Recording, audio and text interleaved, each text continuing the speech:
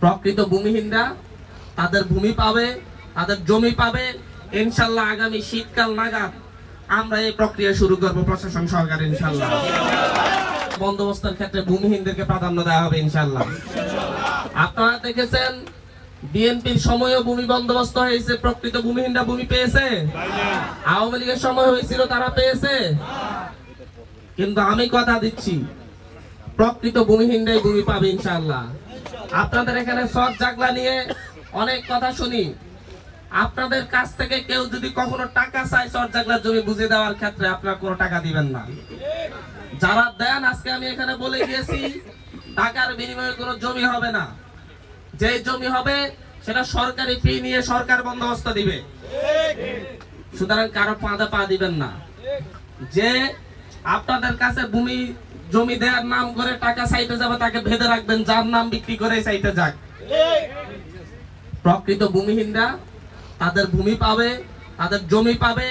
ইনশাল্লাহ আগামী শীতকাল নাগাদ আমরা এই প্রক্রিয়া শুরু করব প্রশাসন সহকারে ইনশাল্লাহ। একটু ধৈর্য ধরেন, একটু সময় নেন। তাড়াহুড়া কখনো আপনাদের জন্য ভালো কিছু বয়ে আনবে না।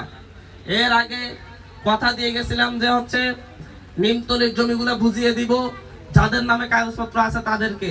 শত বাধা বিপত্তি সত্য বুঝিয়ে দিয়েছি না?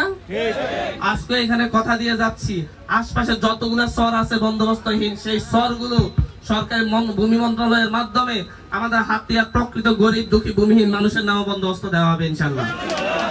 এই যে 24-এর পরে হাতিয়ার মানুষের যে পরিবর্তন, এই পরিবর্তনটা একটা গ্রুপে সহ্য হয় না। তারা পায়ে পা দিয়ে ঝগড়া করতে চাই। আপনাদের এই সুকসরের মানুষ না হলো 2 থেকে 2,500 মানুষ তাদের জমি বুঝে পেয়েছে, সুকসর নলছিলের মানুষজন। এটা তাদের সহ্য হয় নাই। কেন আপনাদের পকেট কেটে 10,000 15,000 টাকা করে নিতে পারে নাই, সেটা তাদের সহ্য হয় নাই। আপনাদেরকে 20-25 বছর ধরে সেই জমির ধারে যেতে দেওয়া হয় নাই। যেতে দেওয়া হয়েছিল